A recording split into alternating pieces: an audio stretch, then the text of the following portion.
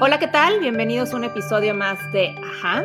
El día de hoy vamos a platicar con Federica Quijano. Ella la conocemos muy bien por su faceta como artista, cantante, productora del grupo Cabá, pero el día de hoy vamos a estar platicando sobre un tema que sentimos nos va a traer muchísimo valor, información e inspiración, porque nos va a hablar de su faceta como mamá de un niño autista. Así es, y vamos a conocer con mucho más detalle cómo es la vida y cuáles son los retos a los que se ha enfrentado tanto ella como su hijo, su hija. Pues nos vamos a conectar con ese lado mucho más humano de Federica. Así es, les recordamos seguirnos en nuestras redes. Estamos como @aja.mx, tanto en Facebook como en Instagram. Y también les pedimos dejar un comentario de 5 estrellas en iTunes, porque así nos ayudan a llegar a más personas. Así que no se vayan y quédense por aquí.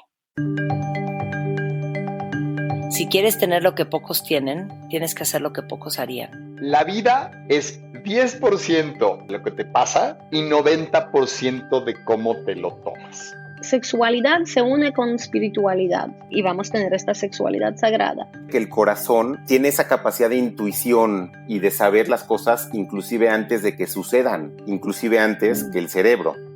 Queremos que digas ajá y que nos caiga el 20. Así que platicamos con visionarios, artistas, científicos, doctores, chamanes y toda clase de disruptores. Porque creemos que tan solo con hacer preguntas, pero sobre todo al escuchar, podemos cambiar la forma de percibir el mundo. Ser más empáticos, abiertos y humanos. Ajá. Es un espacio en el que sacamos del closet temas de los que poco se habla. Los cuestionamos y tratamos de entender la vida. Yo soy Paulina Feltrín. Y yo, Valeria Benavides. Y esto es Ajá. Federica, muchísimas gracias por abrirnos este espacio para conocer un poco más de este tema que lo sentimos súper importante de hablar y a corazón abierto, como sabemos que a ti te gusta compartirlo y que eres súper auténtica. Pero antes de empezar en ese tema, nos gusta mucho conocer a nuestra invitada con otra faceta, ¿no? Entonces me encantaría que nos platicaras para empezar, ¿quién es Federica más allá de los escenarios? Si nos puedes decir 3 virtudes y 3 oportunidades. Pues primero que nada, gracias a las dos por invitarme. Para mí es un honor estar aquí. Gracias, Val, gracias, Pau. Y pues la verdad es que no es como que tengo muchas, cosas en especiales, así como que yo me cuestiono quién es Federica. La verdad es que te diría, pues, bueno, de entrada una de ellas es que soy una persona sumamente honorable.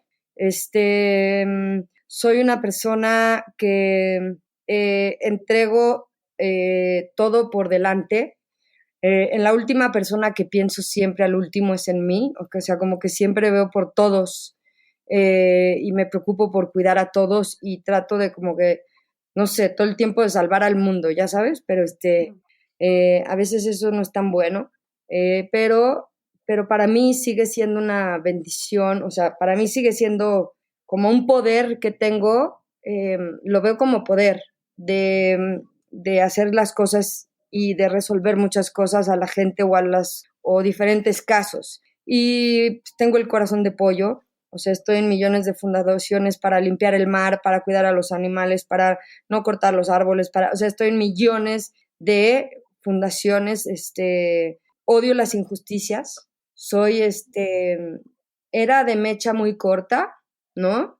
Pero, o sea, era súper, rebeldosa y en ese sentido, no rebeldosa de alcohol, cero, nunca fui de ahí, nunca me gustaron los antros, nunca me gustaba nada de eso. Era muy rebeldosa en el sentido que quería ser siempre escuchada, ¿no? Y tenía como que mucho que decir y a veces me frustraba porque no encontraba la manera de decirlo. Me cuesta mucho trabajo hablar y decir lo que siento. Más chavita, ahorita ya como que aprendes o te hacen, la vida misma te lleva a poder hablar y eso. Pero bueno, yo creo que esa es una de mis virtudes y no sé a qué te refieres, Pau, de oportunidades. O sea, porque creo que esas son mis 3 en lo que yo te podría definir a Fede.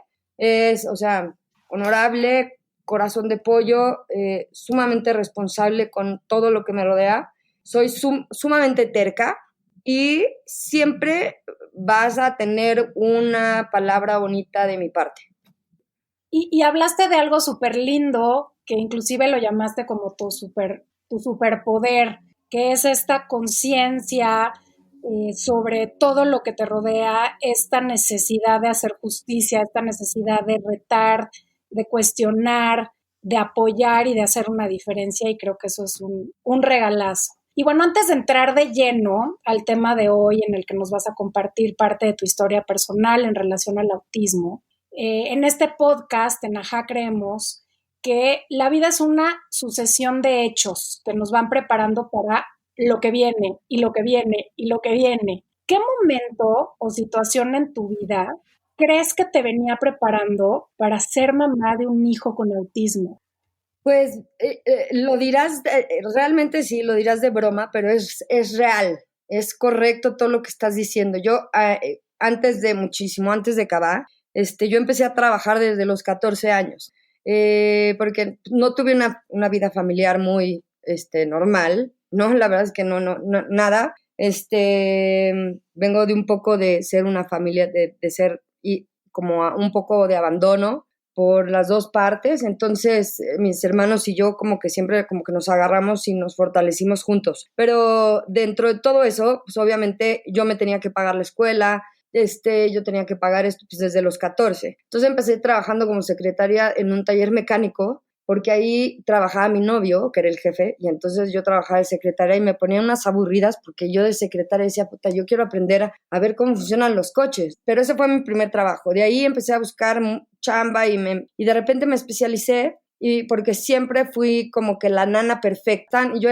moría por los bebés, moría por estar cerca de un bebé, o sea, nacía mi sobrina y yo me moría y me volvía loca, y nacía o sea, siempre tuve como siempre supe en mi vida, o sea, siempre, o sea, habían muchas cosas que dudaba, ¿no? Pero siempre supe que quería ser mamá, ¿no? Entonces eso fue algo que nunca me cuestioné, y era muy, o sea, con los bebés, con los niños, hoy tengo no sé, tengo algo especial, pero llegué a un trabajo y empecé a trabajar de guía Montessori. Y justo empiezo a hacer guía Montessori cuando se me ocurre hacer un grupo musical. Entonces, en esa guía, cuando empecé a trabajar en el kinder, en Montessori, yo daba clases de inglés, porque mi mamá es americana, entonces pues hablamos como bien inglés. Entonces yo daba clases de inglés a niños y de repente me decían, ¿sabes qué? Llegó un niño especial, me acuerdo, pero perfecto, ¿no? Y entonces se llama, quiero pensar que se llama José Pablo, y es un niño con autismo y ciego,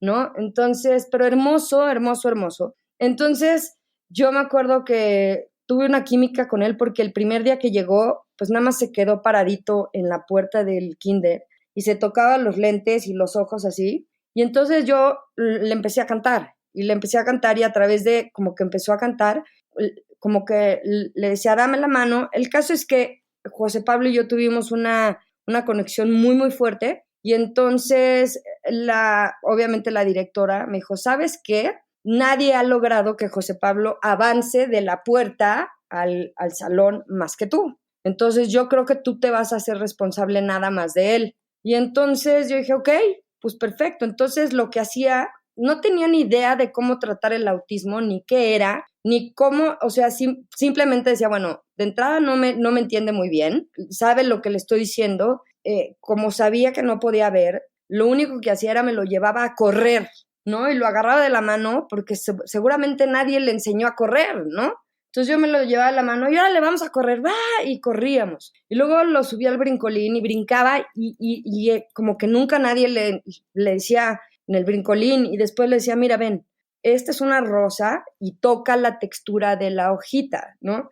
Entonces la mamá llegaba y me decía, oye, es que José Pablo no deja de decir tu nombre todo el día y quiere estar contigo todo el día y todo el día. Entonces me aventé varios meses, digamos, todo el ciclo escolar, cuidando a José Pablo y enseñándole muchísimas. Íbamos al museo y si yo no estaba, se ponía como loco, y entonces, porque yo ya sabía cómo explicarle el hecho de sentir. Entonces le cantaba, y entonces todo eso fue cuando empecé a componer, a poder sacar lo que quería decir, porque como les digo, me costaba mucho trabajo hablar. Entonces para mí componer era mucho más sencillo que hablarlo, ¿no? Entonces José Pablo como que de alguna manera me preparó, y justo cuando empezó el grupo, que me tuve que despedir del kinder, yo creo que José Pablo sintió como que lo abandoné, renuncié.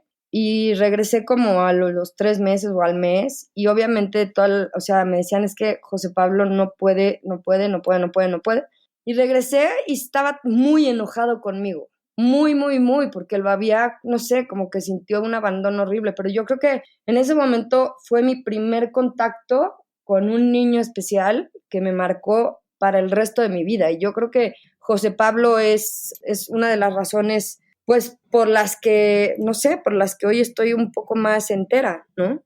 Qué linda historia, qué hermosa. Sí, como que es increíble cómo al conectar las cosas que han pasado en nuestra vida nos llevan a entender a veces que nos estaban preparando, ¿no? Y qué lindo que te marcó de esta manera y que siempre tuviste esta empatía hacia esta condición, ¿no? De manera natural. Federica, yo preparándonos para esta entrevista, me topé con un dato. Aproximadamente en México hay 6,000 personas que nacen con autismo, ¿no? Al año. Y que el 1% de los niños en México tienen autismo. Uh-huh. Y suena como algo muy lejano, pero en realidad es algo que tenemos muy cerca. ¿Nos puedes platicar cómo fue que llegaste a este diagnóstico? Híjole, eso fue una viacrucis, o sea, te lo juro que estamos, en nuestro país estamos tan alejados de tener una cultura incluyente, de tener una cultura, un área de salud, o sea, en la parte de salud, sector salud privado y todo, tenemos una falta de información por completo. De entrada, mis hijos vienen por adopción, yo no me pude embarazar. Tuve 6 operaciones de endometriosis hasta la última que me dijeron pues que ya no podían tener hijos, y ahí primero pues sí te enojas, te deprimes, lloras, dices, o sea, ok, si yo no puedo tener hijos, entonces ¿para qué sirvo, no? Y te pasan como millones de cosas. Al tiempo dije, bueno, pues hay de dos, ¿no? O me tiro al drama, o mejor me voy y viajo y disfruto, y entonces voy con mis amigas y me la paso increíble y bomba, ¿no? Me evito inscripciones y mil cosas, ¿no? Pero en el caso de Sebastián, a él lo tiraron a la basura cuando recién nacido. Entonces, él estuvo 2 o 3 días en el bote de basura, usó su propio calzo para sobrevivir, lo encontraron con rinitis, con neumonía, descalcificado evidentemente y mordido por animales, ¿no? Entonces, a mí, cuando me entregan a Sebastián, yo vi cuando llegó, estuvo 20 días en el hospital peleando por su vida. Yo empecé a hacer muchas cosas para el albergue, ya me habían entregado, ya era mamá de María, mi primer hija, y hacía muchas cosas para el albergue, les llevaba juguetes a los niños el día del niño, les cantaba, les llevaba artistas, en Navidad les contaba cuentos. Entonces yo vi desde que llegó Sebastián. Entonces cuando me dan a Sebastián al año 5 meses, de repente a los 3 años, más o menos, lo perdí de un día a otro, ¿no? Me hablan de la escuela y me dicen, ay, Sebastián en prematernal, en un salón de clases de 4 o 5 bebés, te estoy hablando, en donde hay 4 nanitas, y entonces mi hijo trae zapatos de goma y me hablan y me dicen, es que tu hijo se resbaló y se abrió la cabeza.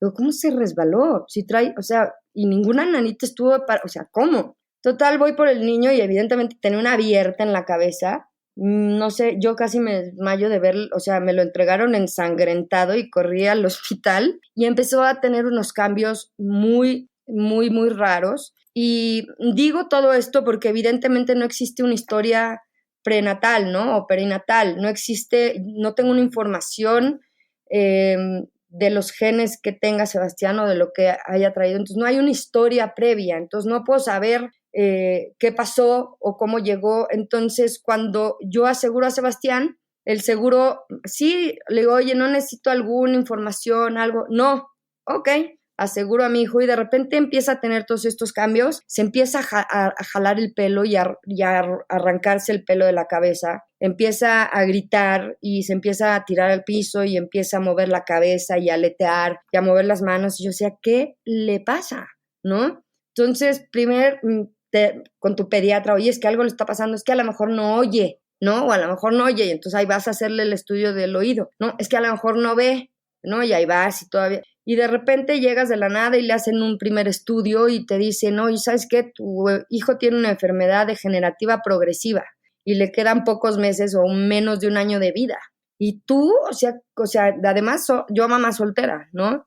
¿Cómo? O sea, ¿cómo que se me va a morir mi hijo? ¿De qué? ¿De qué coños? O sea, ¿por qué? Dije, no, yo así no me voy a quedar. Oye, ven, hasta ahora le vamos a hacer este estudio, ¿no? Pero además cada estudio era, duerme a tu hijo, sédalo, pero entonces pues era verlo llorar y cargarlo y como que esperaba que lo sedaran y entonces a mí se me deshacía el corazón, ¿me explico? Y entonces, y luego otro estudio en donde no se puede dormir el niño toda la noche, lo tienes que mantener despierto para que al día siguiente vaya a hacer una encefalograma. Entonces, pues tú no te puedes dormir con el niño, tienes que llevarlo en la mañana, entonces toda la noche jugando con él para que no se duerma. Después de todos estos estudios y sangre y el corazón y la cabeza y segundo diagnóstico fue epilepsia, luego epilepsia petit mal, luego me dijeron que tenía una enfermedad que se llama síndrome de Heller y que cada tanto tiempo, cada 7 a 6 años, mi hijo iba a volver a olvidar todo lo que había aprendido, iba a volver a regresar en pañales y entonces que esa es una enfermedad muy desgastante para la familia porque pues evidentemente a los 10 años vas a tenerle que volver a cambiar el pañal y a los 20 y a los 30 y a los 50, o sea, todo el tiempo se le vuelve a olvidar todo. Hasta que, o sea, como que me cansé y y me acuerdo que ahí me hablaron, me dijeron, vete con este neurólogo, no sé cuánto, y me dijo, tu hijo tiene autismo 3, y no sé cuánto, y yo, ¿y qué es eso? O sea, ¿qué? Y me dijo, no, hay grupos de apoyo, y entonces, obviamente yo no entré a ni medio grupo de apoyo, ni medio, porque yo decía, ¿sabes qué? Yo no me quiero condicionar a lo que me digan cómo tengo que tratar a mi hijo. O sea, a mí no me va a decir nadie. Ya vi que no tiene algo que se va a morir, ¿ok? Eso ya me da tranquilidad. Hoy por hoy el diagnóstico me da lo mismo si tiene autismo 3, si tiene 4, si tiene 10, si está dentro del espectro, pero nadie va a venir a decirme cómo tengo que educar a mi hijo. Y ese fue uno de los procesos, yo creo que más difíciles y más duros para mí, en el sentido, como les dije al principio, el sector salud, estamos tan atrasados y por otro lado, eres una cosa más y tu hijo es un número más. Y yo me acuerdo que llegué a varios lugares donde el doctor, o sea, yo me acuerdo que llegué una vez, el doctor Sebastián al lado y me dice, oye, pues no, pues tu hijo la verdad es que olvídate que vaya a hacer algo en la vida, lo único que va a poder hacer es juntar clavitos en una caja y eso es lo único que va, entonces olvídalo que haga todo. Y yo, ok, salgo, me acuerdo que salí de ahí porque iba sola y yo en shock. Entonces vengo en la camioneta y traigo a Sebastián en la sillita atrás y lo volteo a ver por el espejo y lo veo y digo, puta, ¿qué voy a hacer? ¿Y qué voy a hacer? Así me volteo así como, ¿qué voy a hacer contigo, mi amor? ¿No? O sea, como que ¿qué necesitas de mí? ¿No? Entonces, y me voltea y me dice, Sebastián Amán se voltea y me dice, te amo. Y fue como de, ok, yo también te amo y como que muchos doctores y mucha gente tiene una facilidad de decirte, sí, tu hijo se ve taradito. Entonces le digo, ¿qué estás diciendo? ¿Qué le dijiste a mi hijo?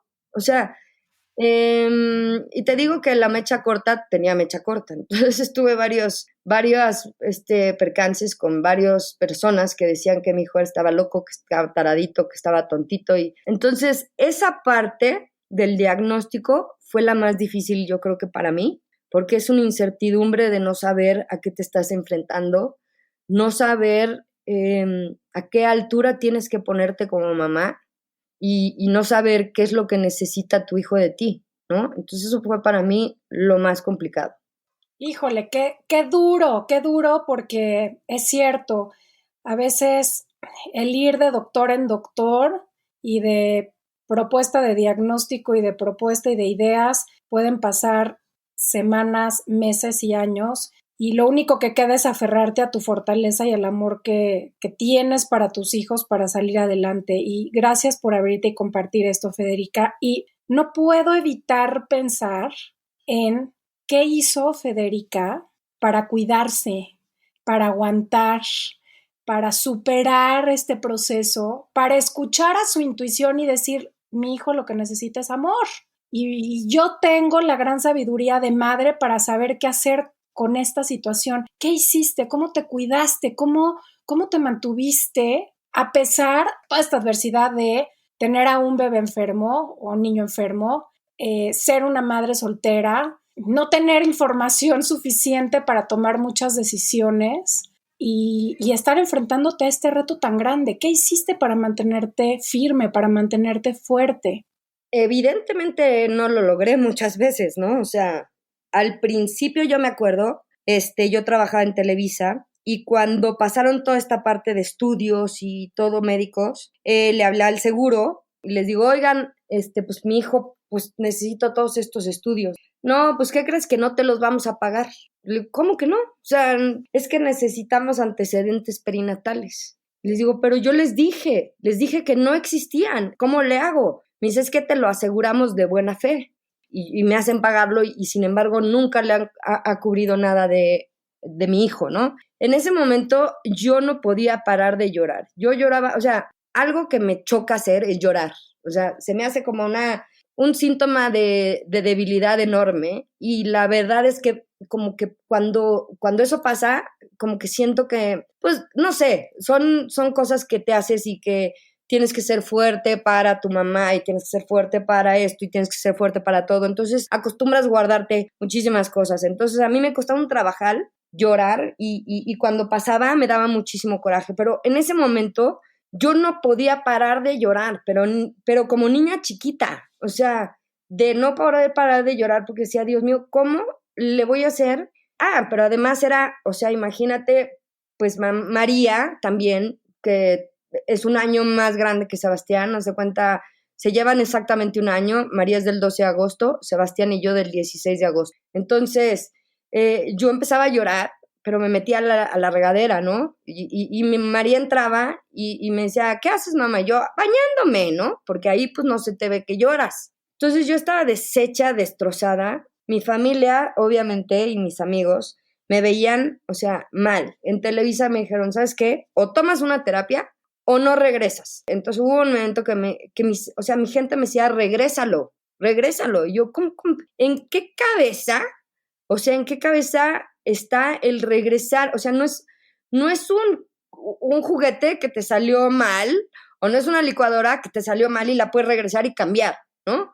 Digo, como una mamá biológica no tienes opción de cambiarla. ¿Por qué tendría yo esa posibilidad? No existe en mi cabeza, no la existe. Entonces empecé a tomar, o sea, una terapia y básicamente hubo un día que exploté y caí y de dolor y de tristeza.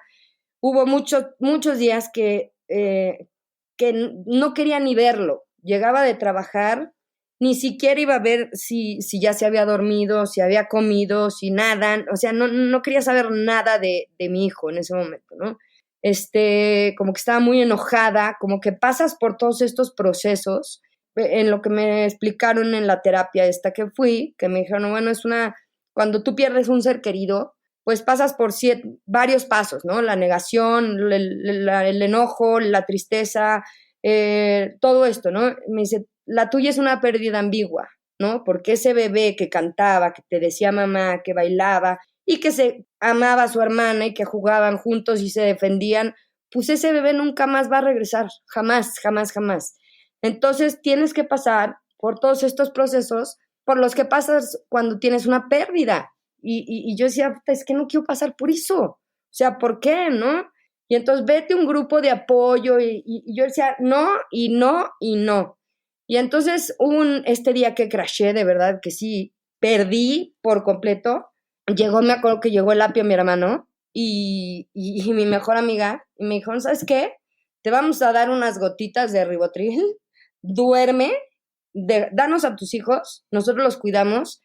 Y yo creo que me dormí todo el día. Y después de eso, otra vez me volví a cuestionar. A ver, ok, tengo esto enfrente de mí. Tengo dos caminos, ¿ok? O el de decir, pobre Fede, no me manches, o sea, pobrecita de mí, ¿por qué me pasó esto a mí? ¿No? ¿Por qué fui yo la que...? O sea, que sí lo piensas, ¿no? O sea, ¿por qué yo? Y entonces ya me pasé y digo, o me puedo quedar ahí atascada en el por qué fui yo y por qué Sebastián no me tocaba a mí, por qué peleé por él, todas estas preguntas, o me agarro, ahora sí como que mi medio ovario, porque ya me queda nada más medio, me lo agarro y agarro fuerza y decir, a ver, voy a sacar adelante a mi hijo a como se me dé a mí a entender. Y lo voy a sacar y lo voy a educar como a mi hija y no voy a tener una sola diferencia con ninguno de mis dos hijos. Para mí los dos son especiales y ninguno es diferente al otro. Entonces, bajo esa premisa me levanté y empecé a agarrar reto por reto y dije, ok, vamos uno por uno, ¿ok? Esta es una condición, no es una enfermedad, pero es una condición que es para siempre. Entonces, ¿para qué quiero correr? Empecemos pasito a pasito. Mi hijo se está arrancando el pelo y tiene hoyos gigantes con sangrecita en la cabeza. ¿Qué hago para que no lo haga? Pues lo rapo a coco. Y entonces, poco a poco, y era así, o sea, Sebastián de repente dejó de hablar y nada, era, gritaba y yo le decía, esto es agua, Sebastián, agua. No, a mí no me grites, cuando sepas decir agua, te la doy. Y entonces, y María me veía y le decía, mijita, no lo peles, que grite y se tire al piso y haga todo lo que quiera. Pero no le voy a dar agua hasta que no me la pida. Así me llevé todo, o sea, aprendió a decir agua y después cuando aprendió a decir agua le dije, pero se te olvida el por favor. Y yo, le dije, no, agua por favor o no te doy nada. Y así me seguí con el jugo y de ahí con la leche y de ahí se arrancaba la piel de los dedos, ¿no? Entonces se chupaba el dedo y se arrancaba, pero a carne viva. Entonces, ¿cómo voy a hacer para que este niño no se arranque los dedos, no? Entonces le amarraba con cinta adhesiva y primero me le ponía un curita, obviamente él valió gorro, pero después terminé vendándole las manos, las dos completas, cinta adhesiva, vendas, le ponía calcetines hasta acá arriba de los míos largos, la pijama arriba y dormía con los dos bracitos así hasta que logré que se dejara de chupar el dedo y se cortara o sea, cada logro fue como paso a pasito y como que es como yo siempre le digo a María, a mi hija, o sea, si tú tienes un problema de frente y lo ves tan de frente, híjole, es como si tuvieras un oso grizzly gigante gruñéndote de frente. Y entonces tienes al oso grizzly, ¿qué haces cuando tienes un oso grizzly enfrente gigante gruñéndote? Pues te paralizas y no puedes hacer nada y lloras ¿no? Pero ¿qué pasa si tú ves al oso grizzly como de 15 metros allá? Todavía, pues lo analizas, dices, es un oso grizzly, será un oso que hace un oso en mi jardín, no manches, o sea, me acercaré, no me acercaré, corro. Entonces eso le digo que así más o menos es como veo los problemas. Puedes ver el oso muy cerca o el problema muy lejos. Entonces depende de ti. Entonces, pues poco a poco empecé a resolver esos pequeños detalles que después fueron siendo más grandes, ¿no? Acabas de tocar unos temas bien profundos, Federica, y retomo muchas cosas, ¿no? Retomo esta valentía, esta fortaleza que tienes para enfrentar la vida, para verlo de una manera positiva, para entender que todo nos lleva a un crecimiento también personal, cuando decidimos que tenemos las capacidades para hacerlo y cómo pasito a pasito podemos ayudarnos y ayudar a los demás a enfrentar lo que venga, ¿no? Y hablas mucho de María, de Elapio y de tus amigas, pero yo me imagino que con esto que nos relatas, que fue un golpe durísimo, nada más de escucharte se me enchina la piel, ¿cómo es esta dinámica de contarle a los demás y de hacerlos entender algo que es muy difícil de comprender? Al principio, por ejemplo, íbamos a casa de mi mamá a comer todos los miércoles. Entonces, de repente, Sebastián empezaba y se tiraba al piso y gritaba y gritaba y gritaba. Y estaban mis hermanos. Entonces, era un silencio sepulcral porque en mi familia, pues nunca nos había tocado tener a alguien con alguna condición, jamás. Entonces, cada que pasaba eso, mi mamá se soltaba a llorar. Y entonces yo le decía, mamá, es que, ¿por qué lloras? O sea, ¿por qué lloras? Es que, mijita, no puedo. Y yo, pues métete a la cocina y llora porque no, aquí no llores. Y entonces era como, ¿cómo? O sea, qué fuerte. Y luego te toca enfrentarte, igual con mi mamá y en viajes y eso, en donde empieza a gritar y te empieza a pegar y la gente te empieza a ver como si tú eres la mala. O sea, tú estás lastimando a tu hijo, ¿no? Entonces mi mamá eran momentos que se salía y no podía ver. Y obviamente yo, hoy por hoy, me estoy adelantando muchísimo, pero después de millones de situaciones en donde inclusive una vecina, yo vivía en una cerrada, una vecina, un día estaba yo trabajando en Televisa y me acuerdo que me habla la nana en hora de escuela y demás, y me dice, oye, es que señora, vino el DIF y que viene a quitarle a sus hijos por maltrato y porque que los tienen cerrados. Y le digo, ¿cómo? ¿Qué? Y entonces, sí, y que van a venir. Y entonces yo le digo, ¿cómo? ¿Que maltrato a mis hijos? ¿Yo? Y los tengo encerrados. Entonces, imagínate tener que defenderme contra los trabajadores sociales del DIF porque me querían quitar a mi hijo, a mis hijos, porque una vecina escuchaba gritar a Sebastián, sin tener ni una mínima atención de decir, oye, todo está bien, tu hijo grita, ¿no? No, fue y me acusó diciendo que yo encerraba a mis hijos, los tenía sin comer, haz de cuenta, tal cual, así como... Y entonces me acuerdo en esa parte que también fue muy dolorosa para mí porque llegas a la Procuraduría y entonces tú tienes a la Procuraduría me está defendiendo a mí contra el DIF. Entonces mis hijos tenían un abogado para defenderse de mí. Entonces fue como que desvistieron a mis hijos, les tomaron fotos para ver si no tenían golpes, si yo les había dado golpes, que eso fue para mí denigrante que le hicieran eso a mis hijos. 2, obviamente Sebastián no podía, pero María sí podía hablar para poder hablar de mí. Y llegar a esas conclusiones de las personas y de la gente en que al final de cuentas evidentemente gané el caso y me dijeron puedes apelar contra esta señora y no, pero no se trata de quién puedo, quién no, pero lo triste es que la poca capacidad de la gente de aceptar o de ver algo diferente o de entender que es un proceso. Hoy por hoy Sebastián sale a donde vayamos con un cartelón que dice, soy Sebastián, tengo autismo, sé paciente, gracias. Entonces, la gente acostumbra a no entender todos estos procesos y piensa que tú lo estás dañando, piensa que les estás haciendo algo al niño. Hay veces que me grababan y me acusaban y le hablaban a la policía, en Estados Unidos igual. La gente no tiene una conciencia de preguntar de nada, y nada más te encasillan en que eres la mamá que los lastima. Y entonces, entender este proceso para mi familia, toda esa parte, para mí me costó muchísimo trabajo, muchísimo. Tuve que internar a mi hijo en un hospital psiquiátrico, pero ¿qué crees? Pues ningún hospital privado te acepta, te recibe a tu hijo por algún ataque psiquiátrico, ¿no? Ninguno en todo el país, ningún hospital te dicen si tiene un ataque psiquiátrico te lo sacamos del hospital porque aquí no podemos. Entonces lo tuve que internar en el hospital militar a base de favores, de moverlo como podía y ver cómo tu hijo se empieza a pegar, se quiere aventar por la ventana, te empieza a pegar, te jala el pelo, te muerde, te rasguña y empieza a tener estas crisis agresivas.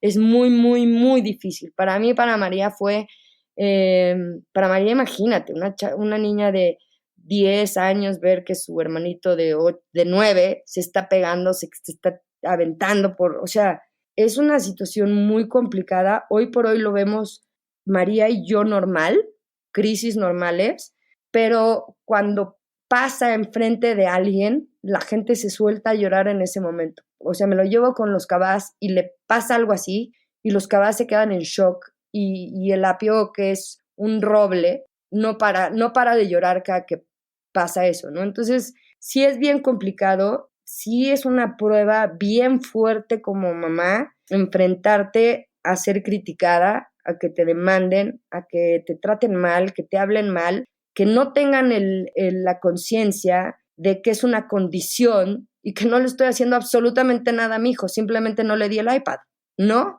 Entonces, eso ha sido también un proceso muy difícil para mí y para María. Qué duro, porque pues no nada más es justamente el lidiar con esta condición y con todos los retos, sino con estos enormes juicios que hay allá afuera sobre todo lo que pasa alrededor y fuera de nosotros. Y me viene, por supuesto, a la mente la pregunta, Federica, de qué es lo que nosotros como personas podemos hacer, todos los que estamos alrededor o los que de pronto vemos una situación similar, para apoyar a las familias de miembros con autismos como la tuya. ¿Qué es lo que podemos hacer? ¿Qué es lo que sí podemos hacer versus irnos a la yugular sin tener absolutamente nada de información y simplemente por atacar y por prejuicios? ¿Qué es lo que sí podemos hacer los que queremos ayudar? Yo creo que primero que nada ser resilientes.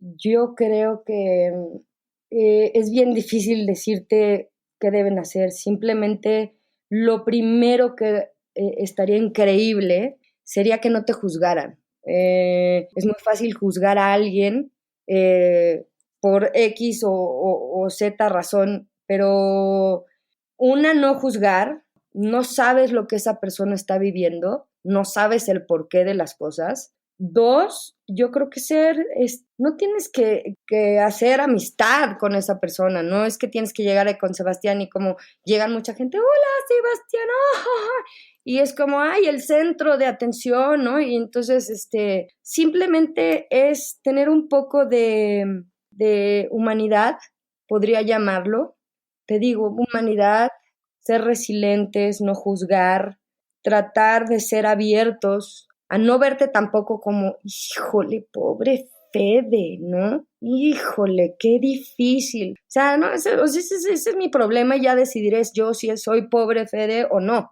Pero yo creo que lo que pediría es un poco te juro, no sé. Respeto, ¿no? 100% de respeto, paciencia, no sé, no tengo como que la palabra correcta, pero y te estoy hablando de un autismo no tan grave, digamos la agresión de mi hijo sí es grave, ¿no? Pero hay casos en donde me he tocado y donde pues mi bandera evidentemente es el autismo, ¿no? Entonces me han tocado casos en donde hay chavitas que son pubertas, ¿no? De 17, 18 años que no pueden caminar, obviamente no pueden moverse solas al baño, pero ¿qué crees? Están reglando. Entonces, ver a las mamás, a mí me ha tocado ver a las mamás con estas chavitas, cambiándoles el pañal y cambiando toda esta parte, lo único que quieres es respeto, que no te juzguen, que se salgan de la cajita y no encasilles a todos como está loca la mamá o qué horror, el niño te está babeando, qué asco, o híjole, ¿por qué esas cosas que la gente que escuchas que está diciendo atrás de ti es horrible y al final terminas, pues obviamente ya no quieres ir a ningún lado. Me ha tocado que hay familias que tienen a sus hijos en el sótano, encerrados y amarrados, y dicen que en vez de tener 3 hijos tienen 2, y casos muy, muy fuertes. Y no te estoy hablando ni siquiera en los pueblos, o sea, me ha tocado que la misma María, más chiquita, le hayan preguntado, ay, ¿tu hermano? No, yo no tengo hermano, ¿no? O sea, ella inconscientemente como que, pues también por sanar, ¿no? O por pertenecer a una sociedad en la que no te tachen, o no te juzguen, o no te vean mal, o no te vean como, o no se burlen de tu hijo, que a mí me pasó también en la escuela.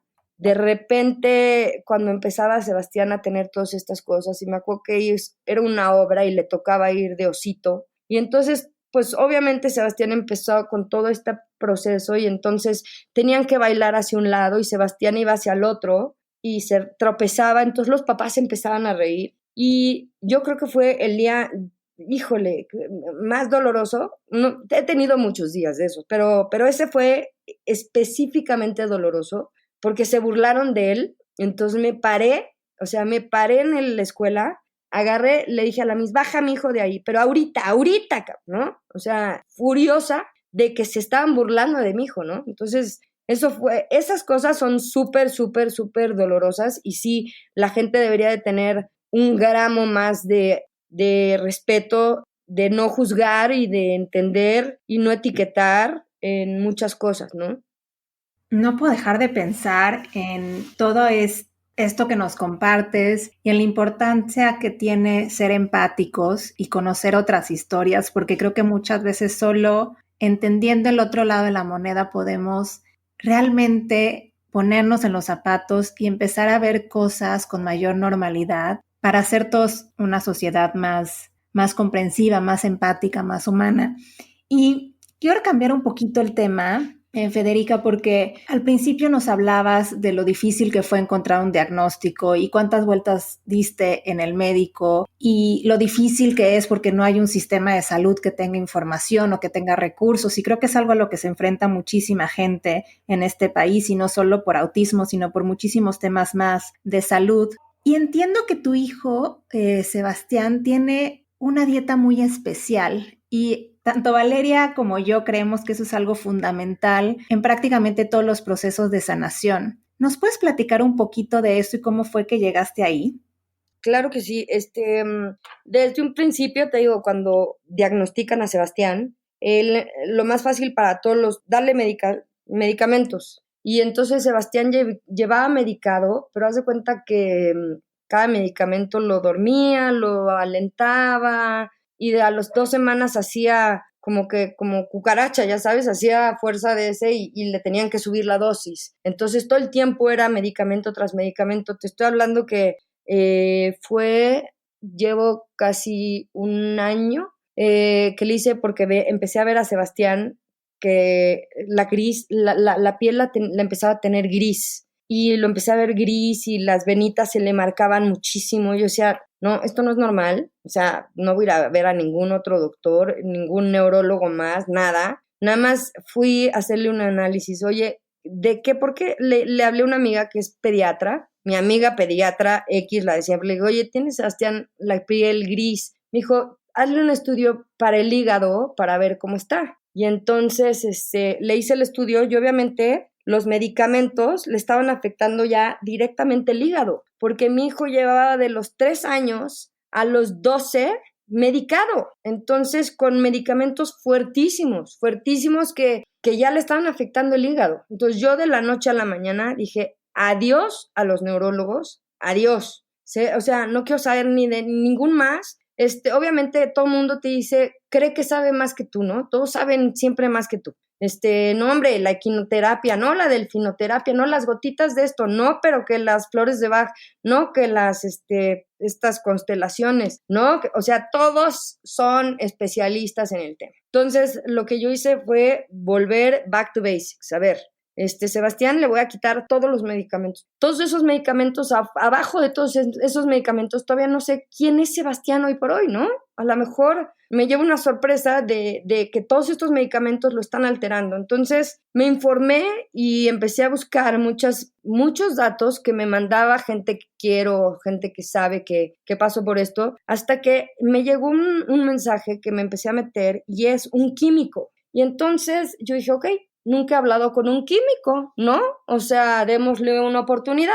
Y este químico, doctor, me dijo, es que no, yo no soy doctor, es un venezolano, pero vive en Estados Unidos, y él te hacen un estudio que es una TEC, a ver qué grado de intoxicación tiene tu hijo. Entonces, es como, él lo que me explicaba es como una persona, es esta que tiene doble personalidad, ¿cómo se llama? Bipolar, que le hace falta litio. Hay muchos niños, él cree que muchos niños con autismo es que están intoxicados con sus propios químicos. Entonces me dice, hazle una prueba de metales. Y yo, ¿cómo es una prueba de metales, no? Nada más le quitan un pelo y lo mandan y te dice cuánto mercurio tiene, cuánto cobre tiene en el cuerpo, cuánto plomo tiene en el cuerpo. Entonces empiezas a ver toda esa parte, y de acuerdo al estudio que sale, de cuántos, y quiere decir qué tanto intoxicado está tu hijo en ese lado. Entonces empezamos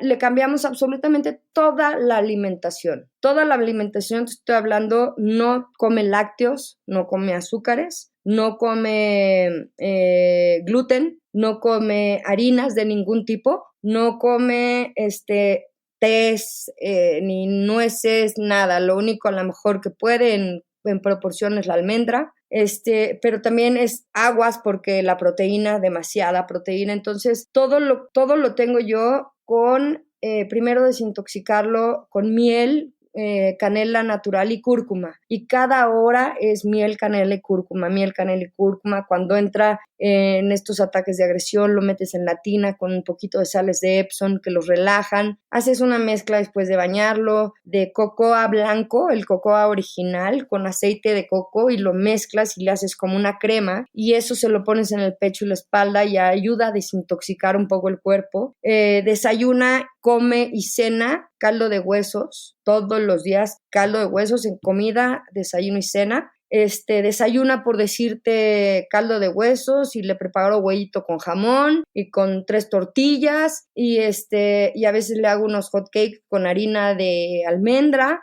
y nada más le endulzo con tantita miel de abeja, completamente orgánica, natural.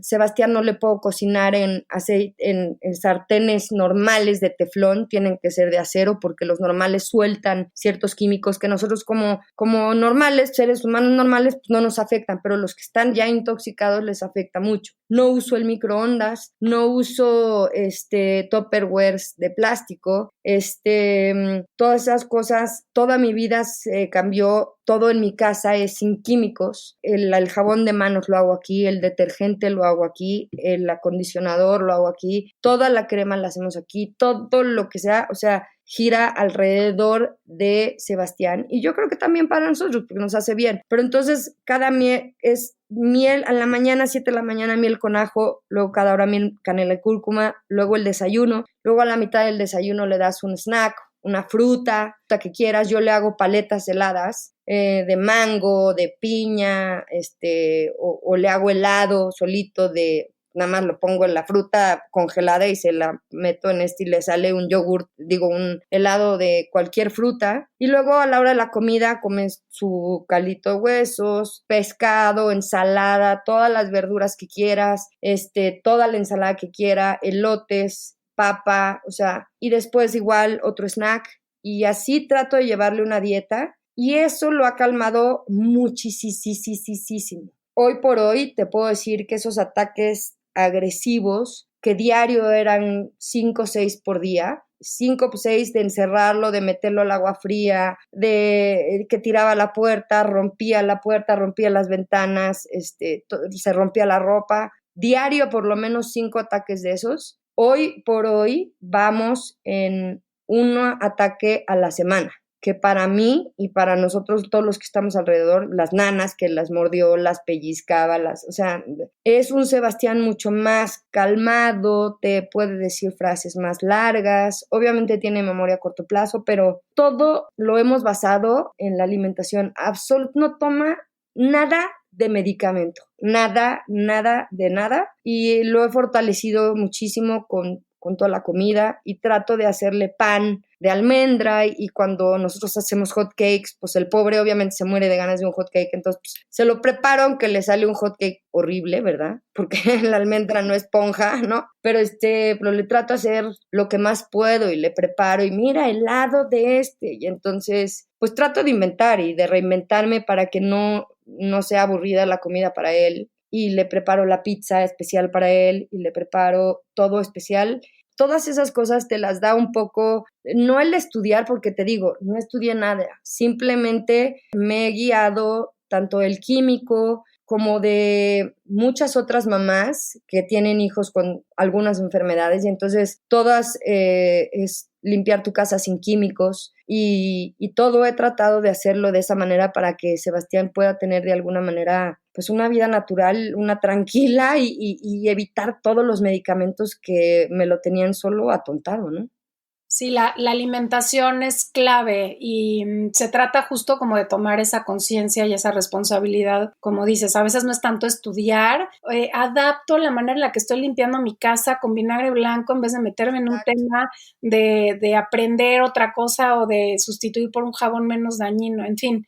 Exacto. Me hace todo el sentido, gran parte de lo que Pau y yo compartimos es este amor por la nutrición que sana y que cura y que nos mantiene mejor. Y quiero preguntarte, Federica, si aparte de la alimentación tuvieras que darle consejos a otras mamás que tienen hijos con autismo, ¿qué sería? Si fueran otros 2 o 3 consejos.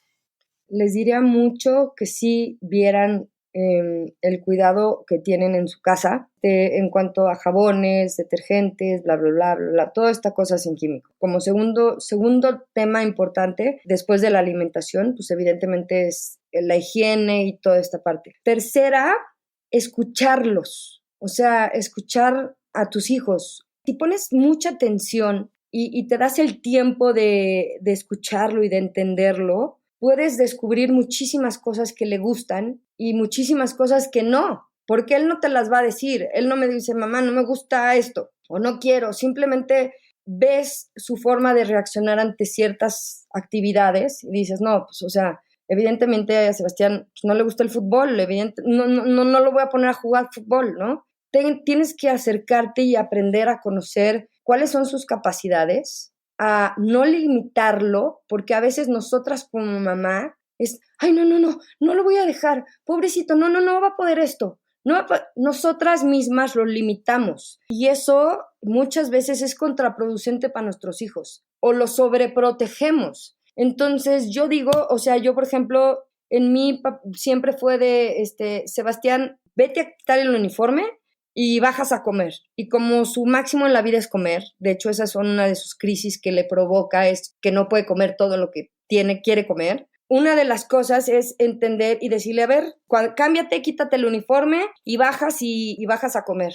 Pues evidentemente, pues primero bajó sin una camiseta, con un calcetín, sin saber vestirse, ¿no? Pero esos límites los pones tú y entonces al tercer día ya bajó con una falda de María, con una camiseta de él, un tenis de un lado, otro de otro, pero hoy por hoy se viste solo y sabe perfectamente qué es lo que se quiere vestir. Entonces, hoy por hoy, después de todas estas cosas, de no limitarlo y no tratarlo de una manera especial, Sebastián hace su cama, hace su cuarto, dobla su ropa, barre, lava los platos, canta, baila. Entonces, yo creo que una de las cosas también que les diría es que no los limiten, que los escuchen, que les den su espacio y no los sobreprotejan. Y también yo 100% creo que las mamás descuidan la parte física por cuidarlo demasiado. Le dejan, si el niño tiene un grano, pues se lo dejan y lo ves lleno de babas, pues lo dejan y los dientes todos feos, ¿no? Y eso a la gente, el hecho de no quererse acercar a un bebé o a un niño o próximamente un veinteañero que esté babeando, ¿sí me explicó? Lo vean todo babeado. O sea, la parte física influye mucho. Entonces yo en Sebastián es, lávate bien los dientes, lávatelos hasta que te los vea blancos y cuídate esto y ahora peínate. Y entonces hoy por hoy Sebastián no sale sin echarse perfume, sin peinarse, sale con moños y corbatas y yo me muero de risa. Le digo, mijito, vamos a ir al súper. Pero él se pone su moño, su corbata, su saco, como su perfume y es todo un señorcito, pero pues te digo, yo creo que es eso, no limitarlos y escucharlos y dejarlos ser y tienen, cada uno tiene un potencial enorme en lo que cada uno de nuestros niños se desarrolle, ¿no? De verdad que muchísima sabiduría y consejos súper sabios, ¿no? Qué importante es respetar a los demás y sobre todo a nuestros hijos de ser quienes tienen que ser sin ponerles limitantes. Y ya estamos por terminar, Federica, y en este programa nos encanta terminar precisamente con una última pregunta que es, ¿cuál es tu aha moment? Mi aha moment es cuando tengo esta comunicación con Sebastián y de repente estamos los dos cocinando y me tropiezo y como que me voy a caer y se voltea y me dice, mamá, ¿estás bien? ¿Te ayudo? ¿Necesitas algo? Y entonces lo volteo a ver y digo, wow, o sea, nunca me había dicho todo eso. O sea, sabe que soy su mamá, está preocupado por mí. Digo, algo estoy haciendo bien. Entonces seguramente Sebastián sí era para mí, porque hoy por hoy aquí está conmigo, estamos juntos cocinando y María se va a ir a sus reuniones y a sus todos y a sus fiestas y va a empezar a salir y sin embargo Sebastián va a estar aquí conmigo pegadito. Entonces es como mi aha moment de decir, sí era para mí. Qué lindo. Qué increíble conversación acabamos de tener con Federica, qué historias de cosas que no nos imaginamos que viven hoy como retos las familias con hijos autistas, qué difícil y qué complejo es enfrentarse a todo esto, pero con gran amor y con gran corazón. Agradecemos enormemente que nos abran los ojos y que nos hayas compartido todo esto, Federica, para conectar de una manera mucho más humana y sensible con las necesidades de los demás. Así es, y en este espacio también buscamos ser más empáticos, así que tras esta conversación esperamos que si descubres a alguien que tiene autismo, una amiga, un familiar, o simplemente te encuentras con alguien en la calle, sepas que todos somos iguales y que podemos ser empáticos, ¿no? Eso es súper importante. Y bueno, nos despedimos no sin antes pedirte que si este episodio te pareció relevante, lo compartas, se lo hagas llegar a alguien que consideras importante, pero también nos encanta que nos dejes tus comentarios en redes, que lo compartas en tus stories, porque así sabemos qué es lo que te gusta y nos inspiras a seguir buscando temas interesantes para ti. Si quieres tener más información sobre otros episodios, nos puedes seguir en Instagram y en Facebook como @aja.mx y nos vemos la siguiente por aquí. Así es, yo soy Paulina Feltrín. Y yo, Valeria Benavides. Y esto es Aja.